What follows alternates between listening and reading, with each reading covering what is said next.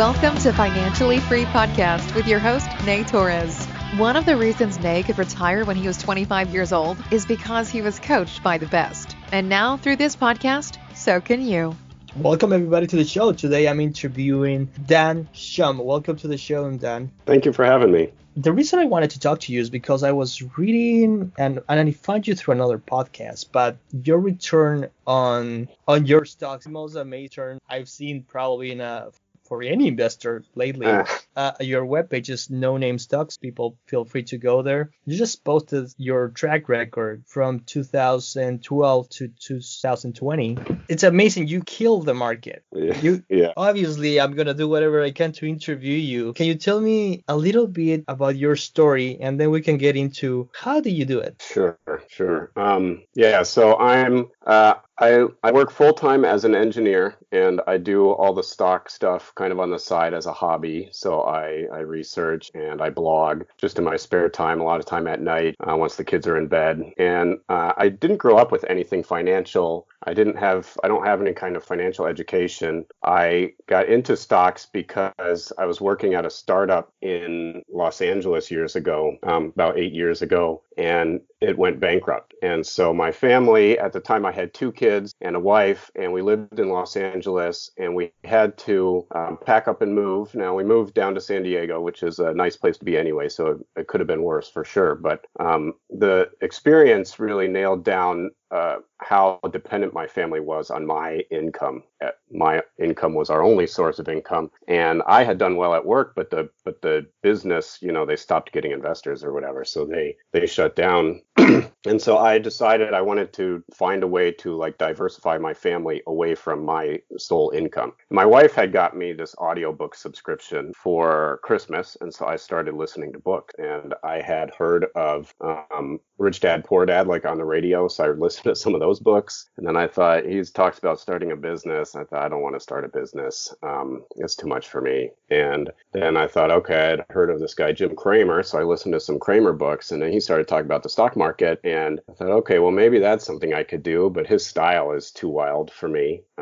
It's not grounded. And then I thought, okay, I've heard this name Buffett, so I Googled that, and I found these books written by Mary Buffett about Warren Buffett. And so I listened to a few of those, and that's when it really started clicking. She talked about how he would buy these companies. It was all about these big, durable, classic, big Buffett, durable competitive advantage companies. But she laid out a valuation metric, which was some kind of averaging PE and averaging growth and then projecting out 10 years in the future, something like that. But it was actually here's the actual formula that kind of tells you how to value these companies. I thought, okay, this is starting to make some sense, and I could do this just with my retirement money to start and kind of see where it goes. And so I started on that path, and then I kept reading more and more, and online I started to find this blogging community. And a big one that really influenced me was Old School Value. So I found that, I don't know how, but it was run by this guy, Jay Jun, who I heard on your podcast recently, which is crazy to think that he sold the company. I didn't realize he had done that.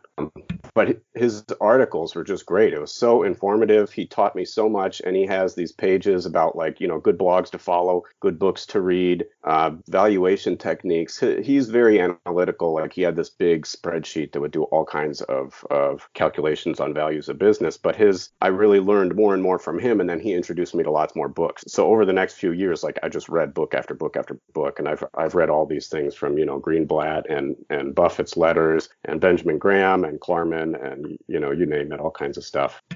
So you started reading a lot. Definitely Old School Value is a great webpage.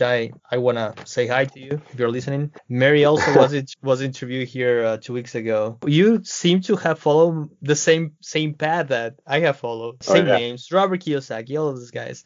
And I've met Robert a couple of times too. That's how I ended up in real estate too. But your style of investing is completely different. So how did you decide to start buying these small, obscure stocks? It was actually, it started with Jay. He wrote one article about this company InfuSystems. So when I first got started, I thought I was going to be like Buffett, right? I thought, okay, it makes sense. Why buy your 10th favorite company when you can buy your second, or whatever he used to say? And he was very concentrated, or at least he talked about being concentrated. So I thought I was too, right? So I thought I would buy 5, 10 stocks, and they would be these compounders, and that's what I would own. And so the first stocks I bought were those things like Mary Buffett had talked about, like I buy like Wells Fargo, Union Pacific, like these big like value cheap versus a DCF, and they've been around and they'll continue to be around, that kind of stuff. And so I held those. And on the side, I was following these blogs, and Jay wrote an article about this company, InfuSystem, INFU, which was, they do like nickel pumps. They've really taken off recently, but at the time, the stock was at $1 or something. It was this small company, and there was some, I don't know what the market cap was, but it was a micro cap. It was very small.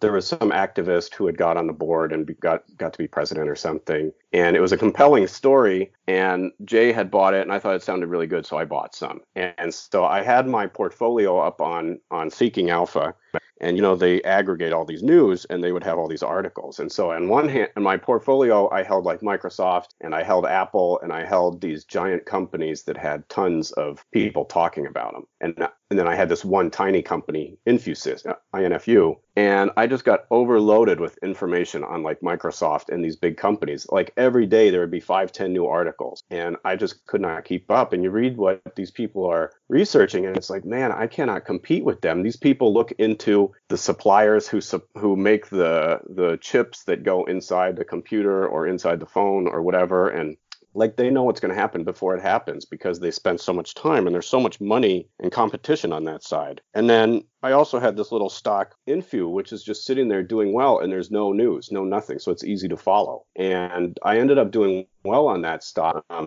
made 80% in 8 months or something like that. And I sold out when it spiked up. And it just really, I was like, this one worked out. And part of the reason I think it worked out is because there was less competition, and it was a lot easier for me and my lifestyle to digest, just because it was like the amount of communication was so much lower. So on one side, you have these companies that just like you're overloaded with information, and on the other, these ones that are easier to follow because like they put out, so I held the stock for 8 months or something, and they only had, they put out like 2 quarterlies, and that's all I had to read. Like that was the only information that came out. And so I just thought, okay, I don't think I can compete with all these big boys doing these, all the hedge funds and the billions of dollars are focused on the bigger companies because they have to be, because the little ones won't move the needle. And then you have a lot less competition on these smaller ones. And so I just kept moving more and more towards these smaller companies. So I started following different people on Seeking Alpha that wrote about these small stocks, and I just kept going in that direction. And I ended up selling out of all the big names I owned and then moving completely to these smaller ones. And eventually I owned this company,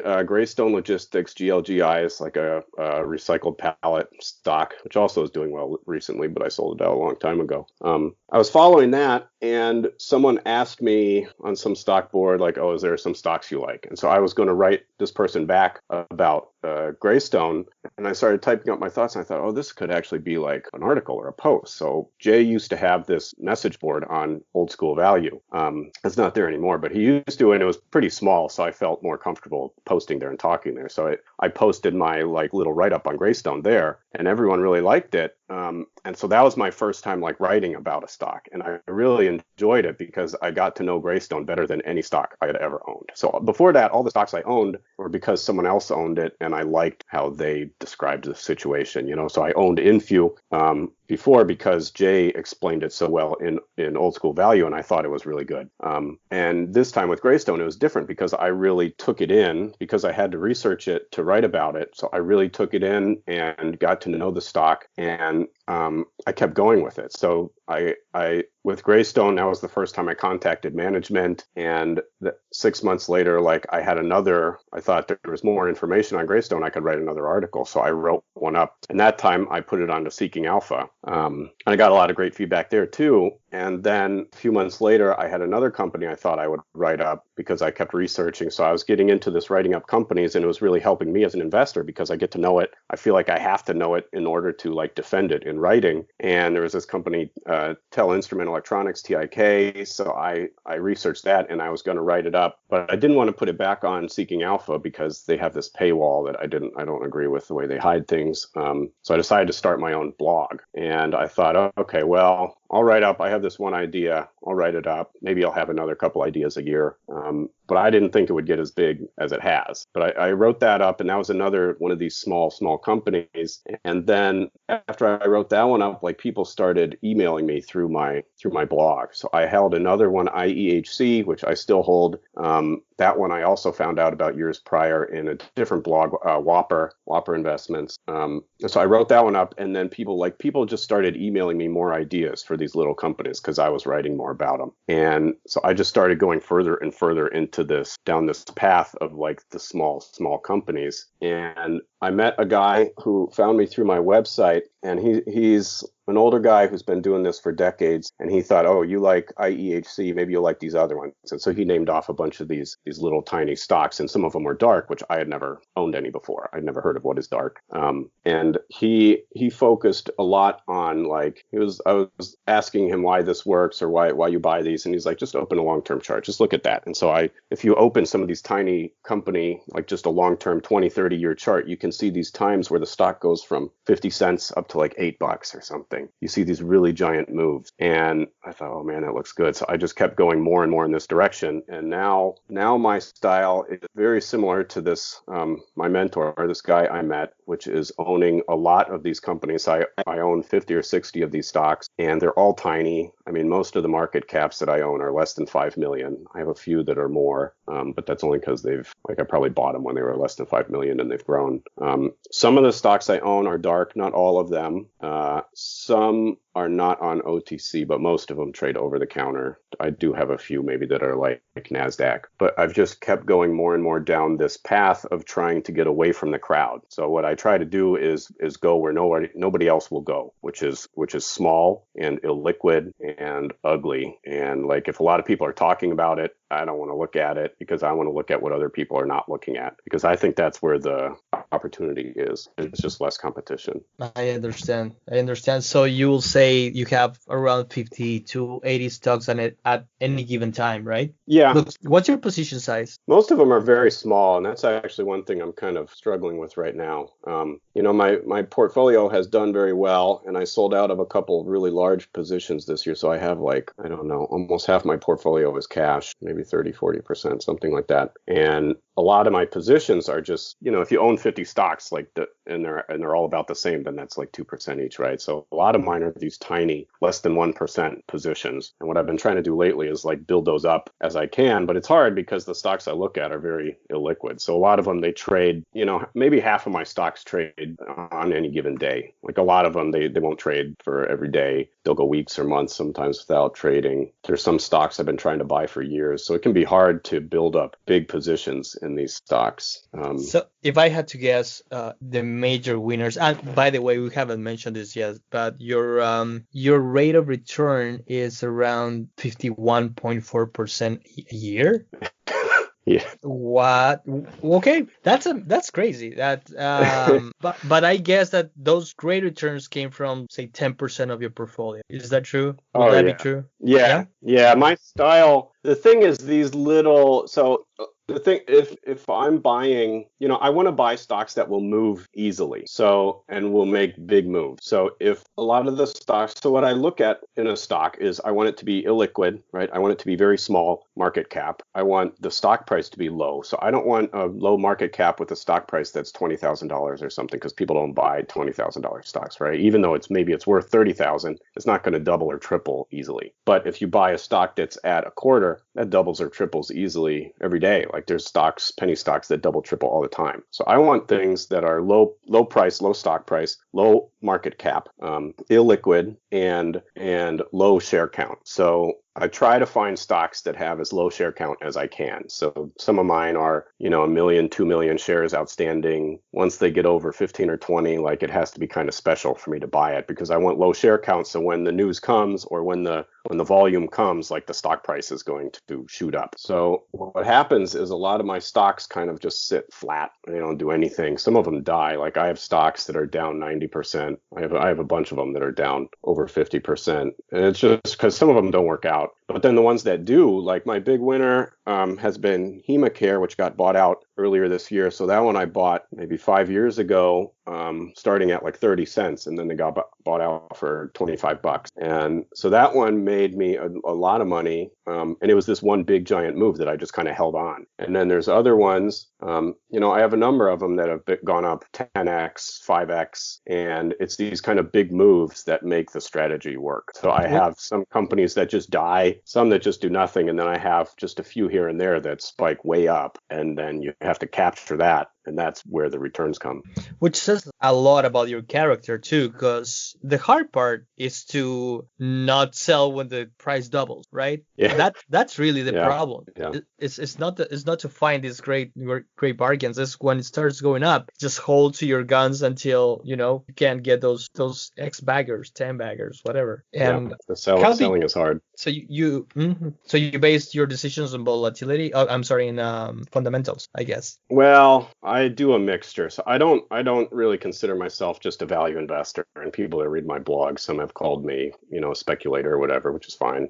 Part of what I do is gambling. Part of what I do is like technical analysis or like looking at charts. Part of what I do is value investing. But for sure, a lot of my sell decisions, probably most of my sell decisions are based on the chart and the volume activity because like I want to buy something that looks cheap and then everything I buy is in this bucket of like easy to move, right? So the stocks I buy move easily, which means also like the pump and dump crowd, I think goes for the same types of stocks because they can move them easily. And so sometimes I'll hold a stock and all of a sudden it spikes up for no reason. There's no news, there's no press release, there's nothing. It'll just double in 5 minutes. And just one day it just like shoots through the roof. And I think probably some chat board found it or whatever. And so I'll sell into that because it's this giant volume that is not going to stick around. And so I'll sell into it. It drops back down and I'll buy it again. Some of the gains I have are from companies that actually turn out well and they're quality, like HemaCare was a quality company that I happened to find when it was very cheap. But a lot of those sell decisions, like if the stock is just moving slowly and it's trending up, then why sell? Even though maybe it reached what you had thought was the price target when you bought it. Well, now maybe it's different because no matter what you think about it, like the public is buying it and moving it up. So why sell until you know that you have to sell?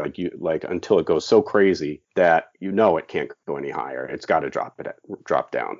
So a lot of times most of the sells I do over the last few years are these times when either a press release hits and a stock like volume goes through the roof and the stock doubles and I sell into that, or there's no news at all and the stock spikes way up and I sell into that. There was one the other day, TCCO, Technical Communications. They're like this small company. I don't know what the market cap is, but the stock price has been around a few bucks like for a decade. But it has these big moves. It has these big spikes. Like the share count is low. They're in an exciting field of like encrypted military communications, and they have very lumpy business. So when they come out with a press release, sometimes they'll come out with a press release and announce some $5 million order, $10 million order, something big, and the stock will double or triple, but then it comes back down because it's not sustainable. Like the next quarter, they lose money again. And so just the other day, it spiked up again 50%. They released a 10Q and there was like mention of a new order in there. And the stock went up 50%. Like I sold some of my position, not all of it, but then now it's dropping back down. And so that one I've bought and sold, I don't know, 5 times. I'll just keep going with it because it just keeps happening. So how big can you become with this strategy before you start having problems, size problems? Yeah. Well, right now, I'm kind of running into that size problems. Like I have a number of these positions, like they move, but they are not impacting the portfolio nearly as much as they used to. When I first started out, I could buy my whole position in a very illiquid stock in one purchase. When I started with just like part of my retirement. So I had this retirement fund and I thought, okay, I'm going to try buying stocks. So I just took like 5% of it that happened to be in this IRA. And I thought I'll do this account with my stocks. And then as I gained confidence, I took over more and more of it. So now I invest all all of my retirement is done with these little stocks. And then also outside of retirement, we have like just a brokerage account with the cash that we used to have sitting in the bank, like we put in, and that has grown. So yeah, now I'm kind of running into this where I have to get these bigger positions, and so I'm trying, and it's kind of hard to get the bigger positions. So over time, I might have to change a little bit what I do, but. And do you use interactive brokers? No, actually, brokerages I've had a big issue with. So when I started out, I was using Fidelity just because that's what happened to have my 401k from some previous job. And so that's where I put my IRAs when I opened them, like a Roth IRA. And then a few years ago, Fidelity all of a sudden stopped allowing you to buy OTC markets stop designation stocks. So after a stock deregisters from the SEC, right, they're no longer required to file reports to the SEC. And they then move on to the OTC tiers. And OTC markets maintains this stop designation list, which they sell to brokerages. And if a company falls out of their good graces, meaning they're not like filing the official way with OTC markets often enough, OTC markets puts up a stop sign on their page on that stock. And Fidelity subscribes to that stop designation list, and they stopped allowing people to buy stop designation companies. This was a few years ago. And so one day I tried to put in an order for I don't know what stock, but all of a sudden Fidelity wouldn't let me anymore. So I moved some accounts over to Options House, and then like 6 months later, Options House all of a sudden gave me a message that said, you have 30 days to get your accounts out. They were doing the same thing where they were not allowing any trading of these dark companies, but they took it further than Fidelity. Fidelity would let me sell but not buy. Options House said you have to get your account out. If you don't sell your stocks, we're going to liquidate and then just send you a check, which would be horrible for these illiquid stocks, right?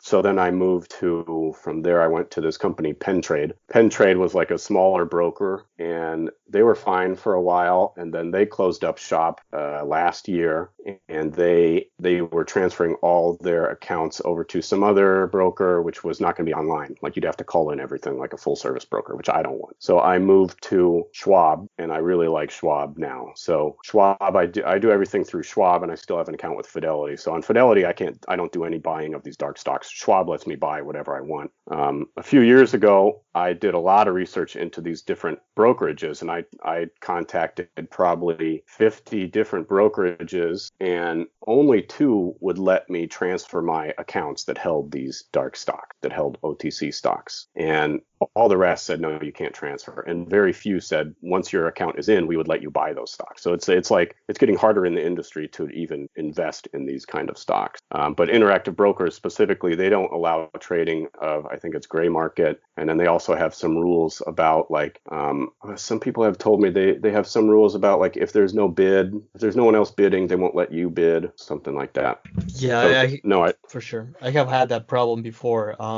You have to subscribe to market data, but if you don't have market data, they have a problem with that. Yeah. All right, but how do you find these stocks besides your blog? I guess you go to OTC markets, your webpage. So yeah, that's where I do most of my research. Yeah, so I do a lot of like I'll look at the chart on big charts. I like to buy stocks that are at a low point on the chart. So when someone mentions a stock to me, the first thing I do is like open up a chart, 5, 10 year, 20 year chart, and I want to find it when it's like at a low point. If it's been rising, then I'm not really interested in it because I want to buy at the bottom when no one else is looking, and then I'll capture these bigger moves. And then, I pretty much use OTC markets to like read all the filings and stuff. But I don't do any screening. I have a pretty long list of stocks that I have to go research just now because people like contact me. So I've gotten very lucky because I started my blog. People just started replying or emailing me and saying like, hey, check this one out. Oh, you like this? Check this one. And then I'm on Twitter and I follow people on Twitter who like mention whatever stocks. So I pretty much research stocks that people mention to me.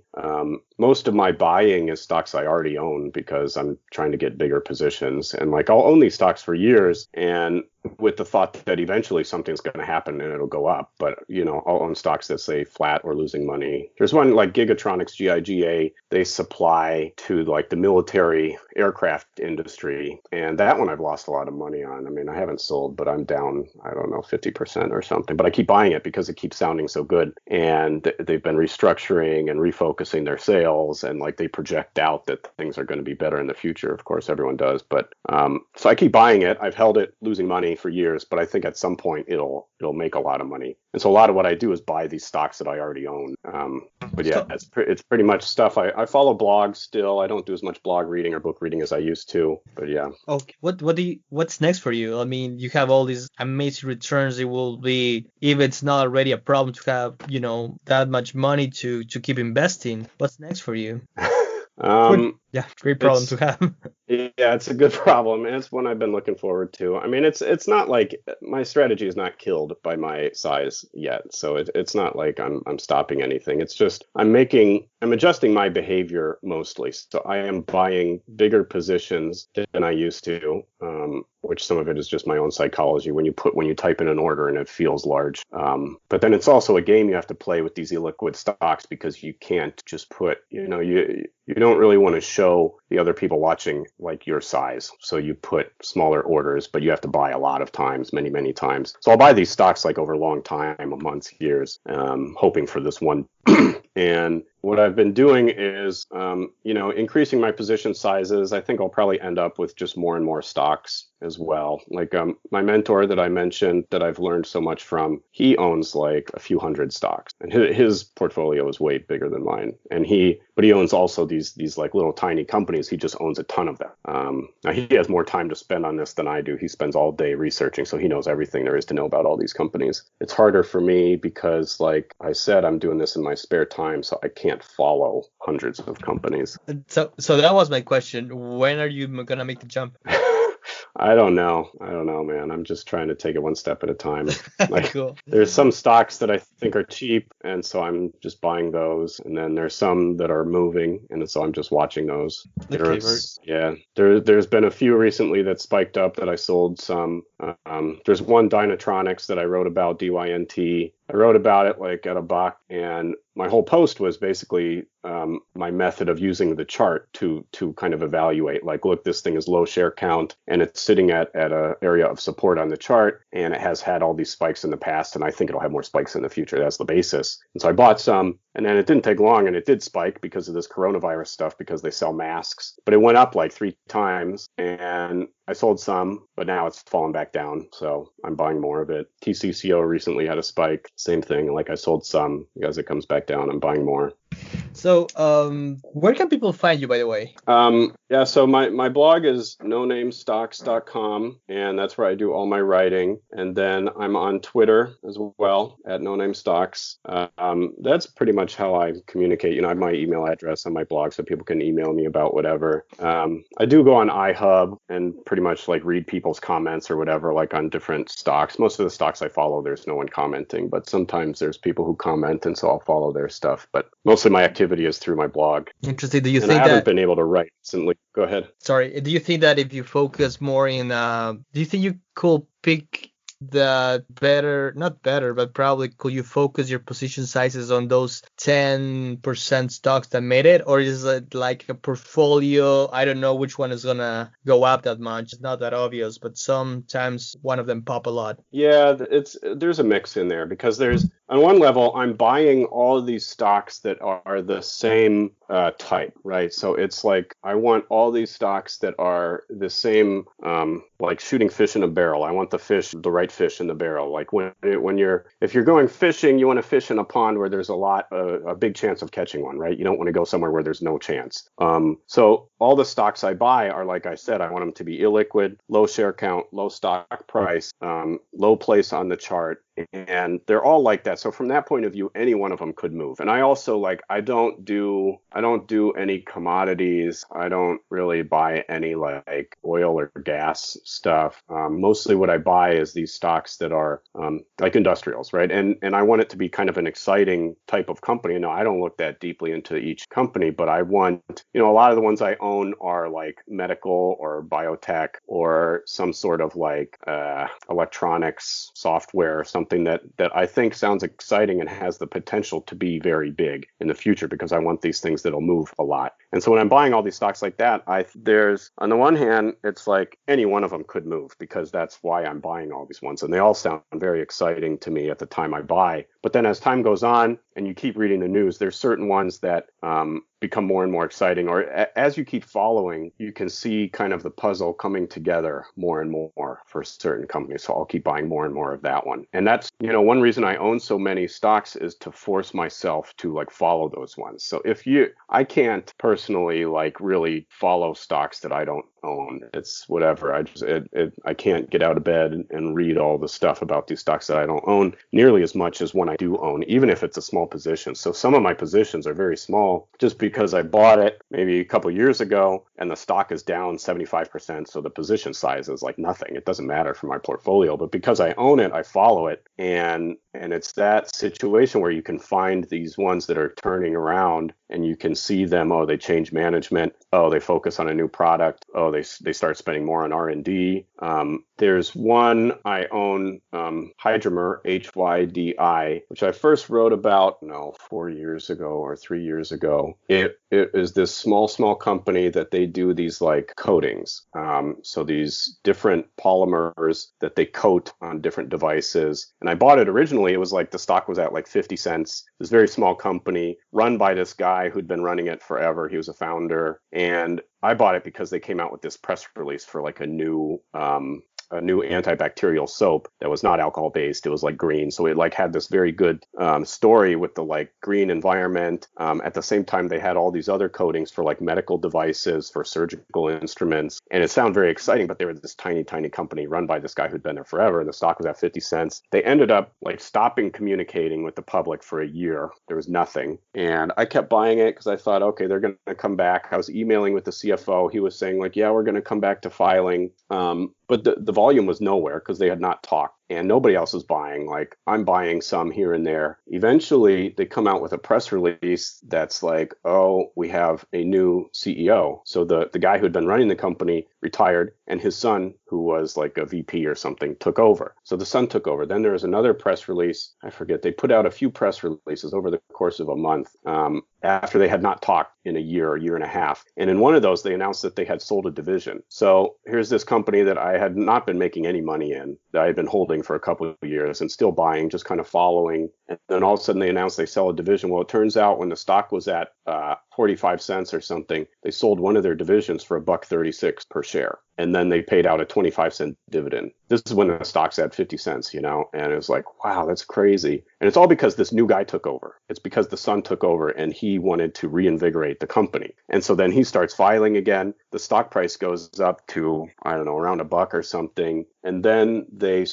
were in New Jersey or something. They sold their building there for a few million and they moved to North Carolina. And this is all because of the son, new leadership. And you'd only know it if you were one of the few people who kept following through the darkness of this stock. And now the stock recently has gone like really high. It's up to like over $2 now. It was over $3 recently because they put out a few press releases about how their hand sanitizer, which was the original reason I bought the stock, is like in vogue now because of the coronavirus. And so they put out some press releases about how they're supplying, or they have contracts or willingness to supply this like in big quantities to different companies or something. I forget. But they put out a few really good sounding press releases and people picked up on it. And so now the stock is way up, even though the company they were filing financials for another year or something, and then they stopped. So now it's been another year. They haven't filed any financials, but they've put out some press releases and the stock is up 4 times from where I bought it. This is one where I've kept buying more of because like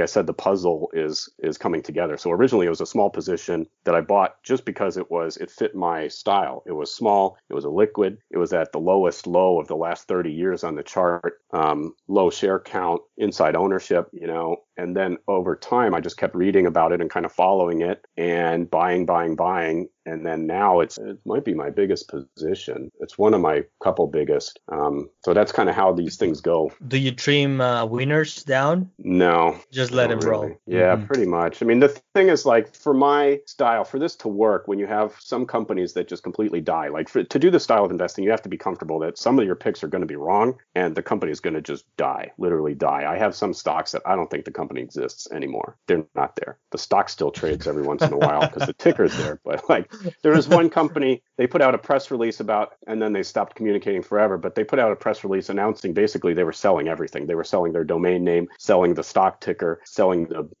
shelving, everything. And now still the stock trades every once in a while, but for it to work, you have to be able to capture these winners. And HemaCare is a good example. This one I held, it was rising steadily from when I first bought it up to the $25 buyout like 5 months ago. If I would have sold that, like my returns would not be anywhere near what they are. So when something's going well, you have to, be strong enough to hold it and be lucky enough that you're not wrong in holding it. And if you had to guess, what will be a good return on a strategy like that? What do you think if somebody starts doing what you are doing could expect to make? Yeah, 50% is not sustainable. So of course.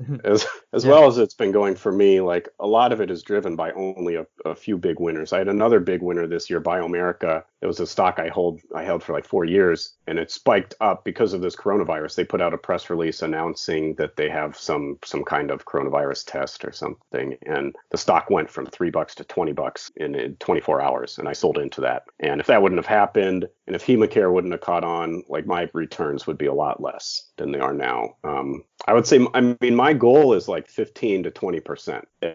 I've done a lot better than my goal over the last few years. But I think this is the way, if you want to have a different return than the market, you have to do something different than everyone else. And that's what I'm trying to do. So that's why I go small, because I want less competition. And the competition I want is worse competition. If you're going to try to win a basketball game, you don't go challenge professionals. You go challenge people smaller than you, right? And so if you're trying to win in investing, do you want to go up against the professionals that do this all day and are highly trained and have departments and have all their whatever analysis stuff? Or do you want to go up against the people who are just at home, maybe not educated, maybe not looking as deeply, maybe more emotionally driven? So that's what I do. And there's been studies, Tweety Brown had this, what has worked in investing, that I read, that shows, basically the smaller you go, the more illiquid, like the better returns. And there's been books I've read about that show stocks that have done worse recently, stocks that perform poorly over the previous 5 years do better in the next 5 years than a stock that has done well. So that's why I'm buying these stocks that have come down. So a lot of the stocks I buy, it's like it was up at $4 and now it's come down to $1. And, I think it's an overreaction. And I think if I wait long enough, it'll go back someday to $4. So I buy it when it's down. Yeah, for sure. And if you think about what Buffett used to do back in the day, yes, he will look for fundamentals, buy a company under net current asset value, but he will not be able to see financials for a whole year until he gets the next Moody's manual. That's how a lot of these ones are. They communicate very rarely. Yeah, for sure. And I understand what you're doing. I actually will feel very comfortable doing what you're doing if you have a good position sizing. That's the name of the game, actually. Of course, you're not going to buy a random stock with, 50% of your account. But if you start putting in 50 positions, some small amount, I guess you focus in some more than others, of course, depending how comfortable you are. But it makes complete sense. Well, thank you very much for your time, Dan. I really appreciate it. And one last question. We know we can find you at nonamestocks.com. Yes, that's right. What would you tell yourself if you were starting all over? Like, you go back in time, you have a minute to talk to yourself. What would you tell yourself about this? Stay with it and keep going on the path away from the group and keep reading. Those have all really helped me. Awesome reading, love it. Thank you so much for your time, and see you on the next occasion. Thank you. Have a good day. Did you learn something today? How can you apply your insights? What's next for you? The fastest way to make things happen is to just share this podcast episode with more people that may find it valuable too. Talk about it with them and surround yourself with like-minded people. Hope you found this valuable. Don't forget to subscribe. See you next time.